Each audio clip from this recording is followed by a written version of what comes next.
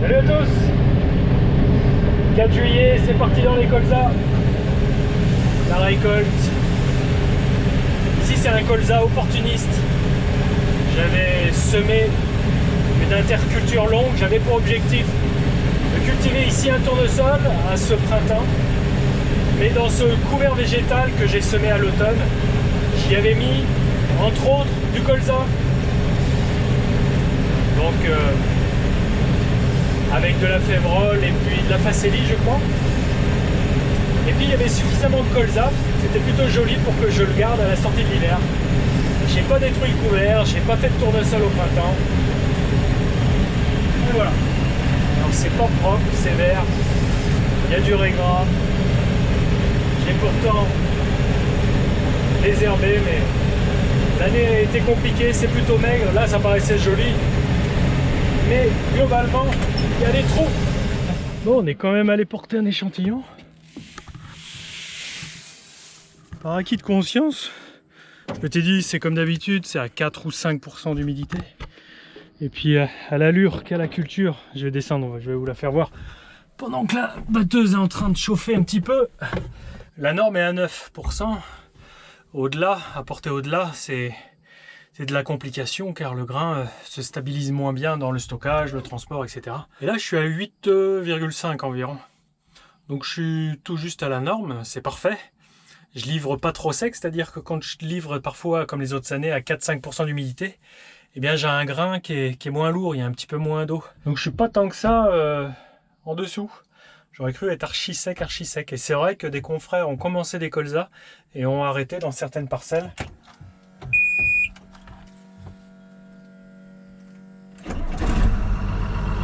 Car elles sont pas prêtes, elles sont pas mûres, trop d'humidité.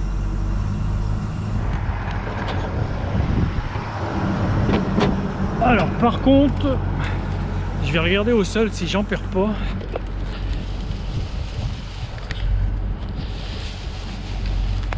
Il y a de l'herbe, comment je vais me dépatouiller de tout ça? On verra ça plus tard. Alors là je suis passé.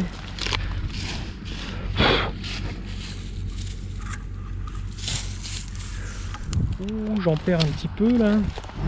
Bon, normalement c'est ça, mais je regarde un petit peu la doc pour en être sûr. Ça c'est des tables, c'est un tableau de réglage en fonction d'un problème. Il t'offre plusieurs solutions. Alors moi, j'ai du grain qui tombe aux grilles. Grain cassé, non. Imbattu, non. Imbattu, non. Perte de grain au rotor, non. Perte de grain aux grilles. Accroît de vitesse ventilo. Ouais. Je suis déjà pas mal. Ouais, je suis déjà bien assez haut en tour, donc je vais ouvrir. C'est la solution 2. Ouvrir la grille supérieure.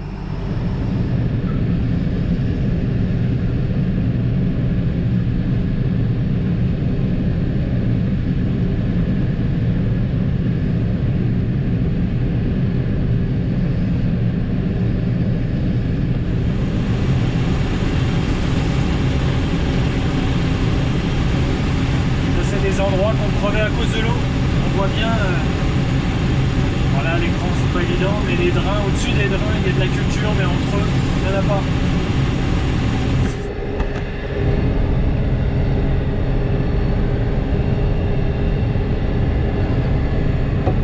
Je me sauve d'ici. Là, cette partie du champ, il y avait énormément d'arrêt gras. On déplacera tout le matériel demain pour continuer les colzas dans les argiles calcaires.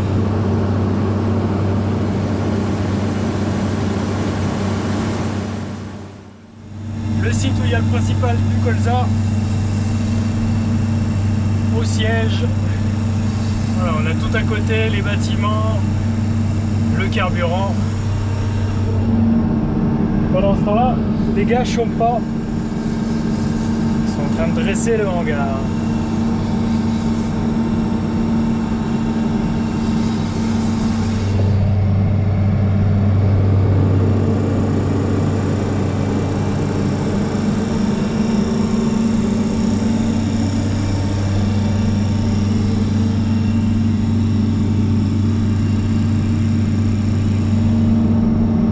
commencer par celle-ci, cette parcelle de 6 hectares. Alors visuellement, c'est elle qui a subi le plus de contraintes liées aux excès d'eau, malgré qu'elle soit drainée.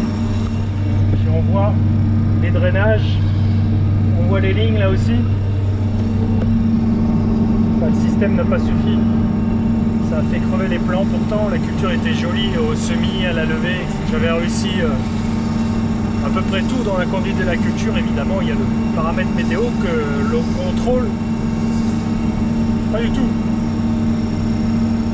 Ah oui, puis bilan de cette première parcelle opportuniste en colza, c'est 11 quintaux hectare, 1,1 tonne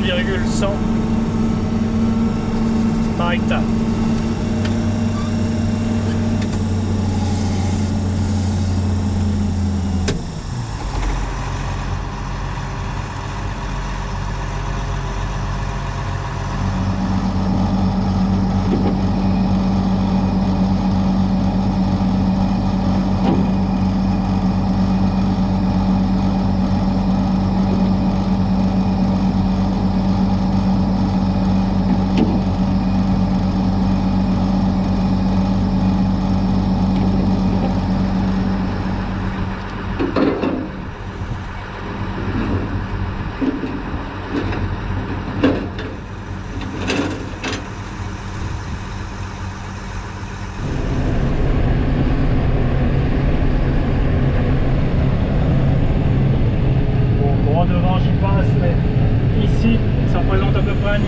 Je vais pas y passer la batteuse.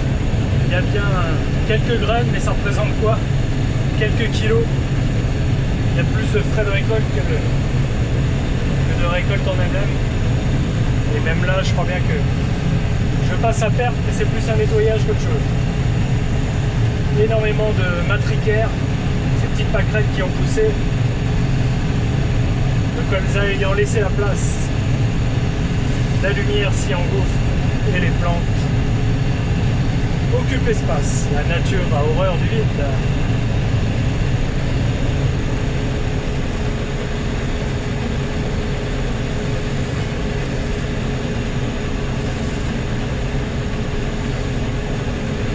Bon là je commence par cette parcelle que j'ai semée donc derrière un blé comme la plupart comme les autres colza ici.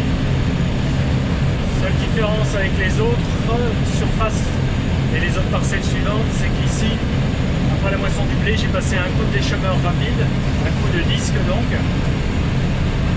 et puis j'ai semé avec le semoir à dents. Dans les autres parcelles, j'ai passé un coup de chisel, donc je suis descendu un peu plus bas pour travailler le sol, et ensuite j'ai passé un coup de déchômeur rapide. Donc ici, plus simplifié que dans les autres. Ça fait un moment que je suis dans la parcelle, j'ai toujours pas rempli la trémie. Il y a vraiment des gros trous.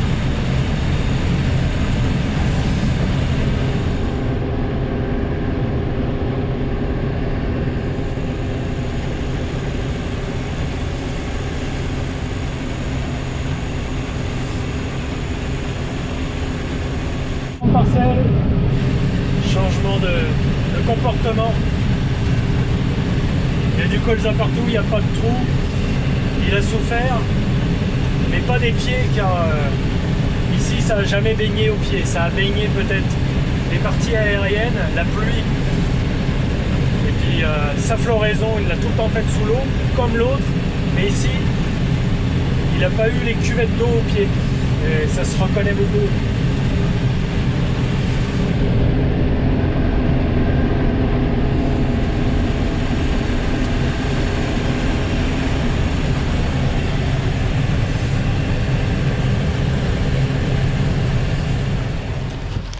Bon, les tiges sont encore vertes, mais la tête est clairement sèche sur toute sa hauteur, enfin le peu de hauteur de silique qu'il y a d'habitude. Parfois on peut en distinguer un peu plus d'épaisseur de graines, voilà. Là il y a 30 cm d'épaisseur et les gousses, les siliques du haut sont souvent mûres, mais pas celles du bas. Et ici tout est grillé.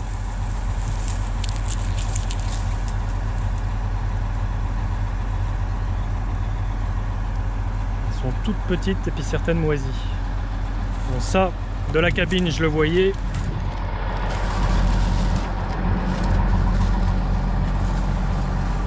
Si j'ai trop de silice pas mûr dans l'étage du bas, il faut s'arrêter, vaut mieux attendre qu'elle finisse de mûrir. Mais après là aussi c'est un compromis. Attendre, c'est aussi s'exposer au risque de grêle, que les graines du haut tombent pendant qu'on a attendu que le bas mûrisse, puis on a tout gagné. Ça c'est pas toujours simple à évaluer.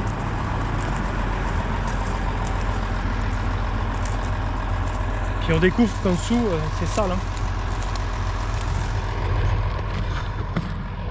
Alors,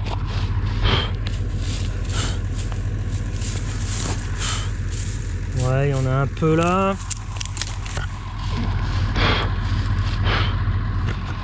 Et franchement, ça va, je perds pas de trop.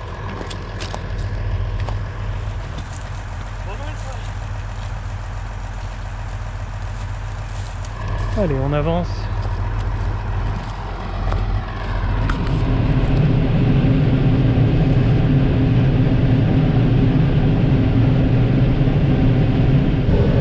Fais gaffe, il y a un trou de blaireau là-bas.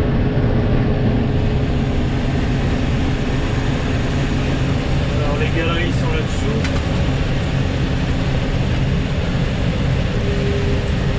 Je vais pas jouer avec ça.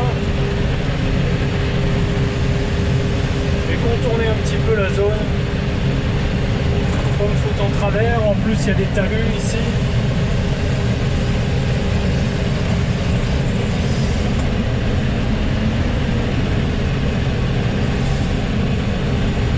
Depuis ce que j'ai vu, ça fait quelques mois que j'ai vu ça, ça fait quelques années qu'il y a ces entrées, il les recrée sans cesse. S'il en a créé d'autres, ça peut faire une surprise.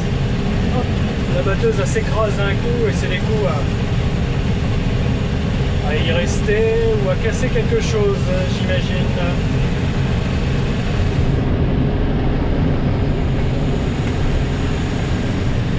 Je viens de regarder les prévisions météo. Ils annoncent de l'eau pour demain. Bon, si ça veut pleuvoir que le matin et puis ventiler et faire soleil l'après-midi, je pourrais battre. Mais c'est pas gagné que ça se découvre. Donc je remplis un maximum de remorques ce soir. Un rond humide. Allez. Bon bah pas de moisson aujourd'hui. Faut que je rentre le matériel.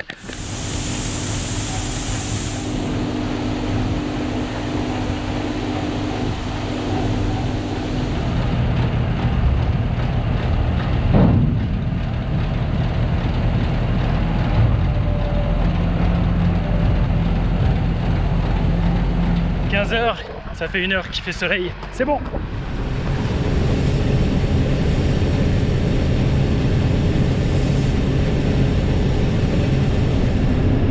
Que laisse la batteuse une fois le champ fauché, c'est vraiment vert en dessous, des coquelicots, puis plein d'autres espèces. Ce ne sont pas des graminées, surtout des dicotylédons. Il va y avoir de la gestion d'herbe à faire après récolte. Bon, ça fait du bien de voir un colza qui couvre à peu près le sol, on voit un petit peu au travers. Mais ici dans ces terrains argilo-calcaires, voire tuf, très calcaire, toujours un petit peu de mal à rendre productifs ces terres en colza. Les terres limoneuses sont plus généreuses.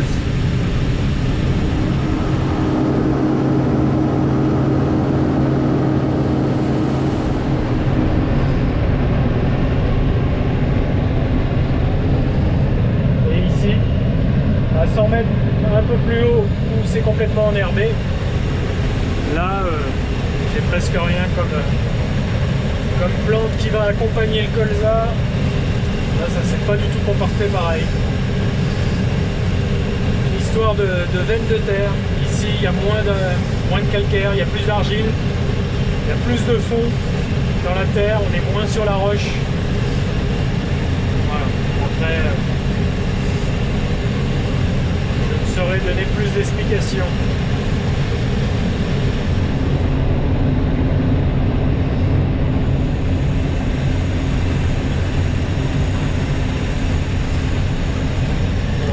ici dans le vert, et vous voyez des coquelicots.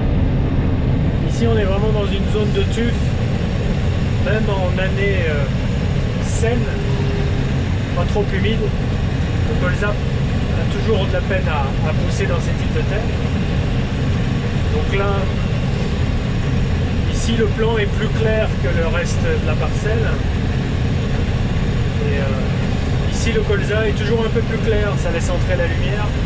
Plus de lumière, plus d'opportunités pour la mauvaise herbe pour s'installer. Et en plus, elle avait un facteur humidité par les pluies abondantes qui donnait plein de fenêtres, plein d'opportunités de lever.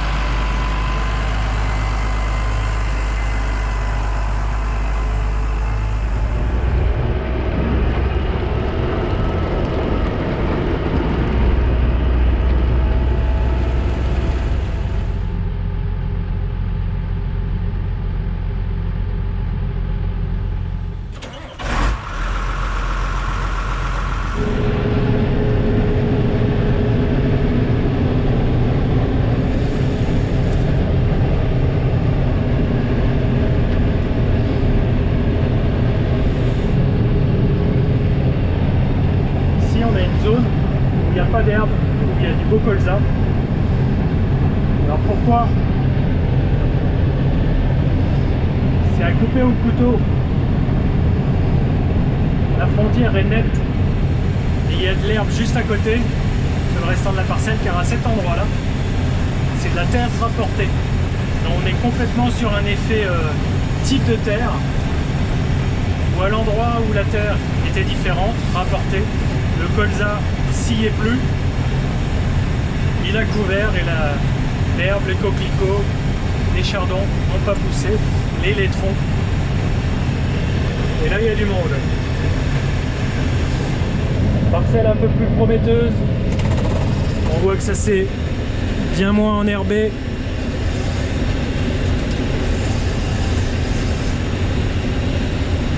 Il y a du volume et puis la trémie se remplit à vue d'œil, alors que dans les parcelles d'avant, je pouvais patienter un moment. Donc là il y a du fond, hein, il y a de la terre.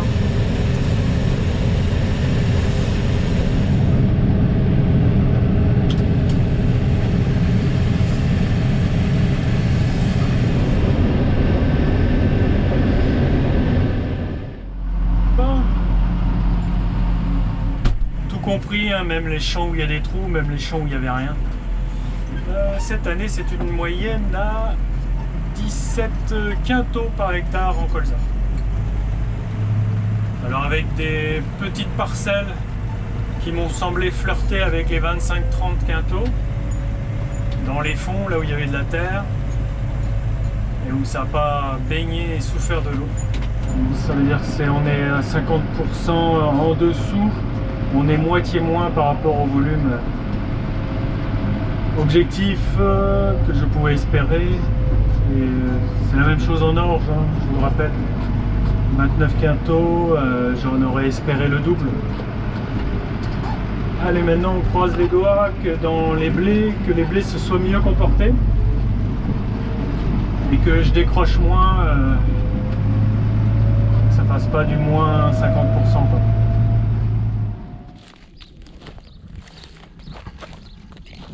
Voilà donc pour cette moisson de colza. Alors je vais limiter la casse économique de cette culture, car je choisis de l'assurer, pas que sur le risque grêle, mais aussi sur tous les autres aléas climatiques. Et là je vais voir avec mon assureur pour ces excès d'eau. Ce risque devrait être supporté par l'assurance. Alors c'est pas un objectif en soi, hein, de toucher une prime d'assurance, de toucher une indemnité. Ça me permet de limiter mes frais engagés. Ça va pas tout rembourser, ça va pas rendre excédentaire économiquement la culture. Ça va, disons, me protéger l'exploitation de ce fort décrochement. Et après, il faut bien tenir en compte que lorsqu'on a un sinistre sur l'exploitation, eh bien, les années futures, la cotisation d'assurance est révisée. Donc, c'est pas un objectif long terme de toucher de l'indemnité. Et puis, c'est pas toujours évident en termes de trésorerie de payer cette prime d'assurance, de payer ce coût, qui est quand même aidé là aussi par la politique agricole commune, mais il m'en revient un coût évidemment. Et bon, j'assure surtout donc le colza principalement pour la grêle, et puis le tournesol, et puis le blé que j'ai assuré. J'ai pas assuré l'orge. Là, il faut faire mieux le prochain coup. Et vous voyez que les chaumes de colza, je les ai bien déchaumés, intégrés au sol. Mon objectif principal, c'était pas de détruire les pailles qui sont vraiment peu gênantes pour le futur. Elles vont continuer de sécher. Là, ça a commencé déjà à les exploser. Je voulais surtout ratatiner la verdure qui s'était installée. Là, le coup de déchaumeur rapide a bien fait son jeu, a bien rempli son objectif d'intégration. Bon, ça va verdir très rapidement. Aux prochaines pluies, il a annoncé de l'eau demain. D'ailleurs, la moisson des blés est en pause. Voilà ce que je voulais vous dire. Cette récolte que j'ai rarement connue, de mémoire, j'ai jamais connu une productivité, une production de cet ordre-là sur la ferme. Voilà. Allez, maintenant, mes espoirs se portent sur le blé et puis sur les années futures, sur cette culture de colza que je compte maintenir sur la ferme, évidemment. C'est dans la rotation, dans la succession des cultures, une culture intéressante. Le blé derrière que je vais semer devrait être vigoureux. Allez, je vous dis à bientôt. À très vite. Salut!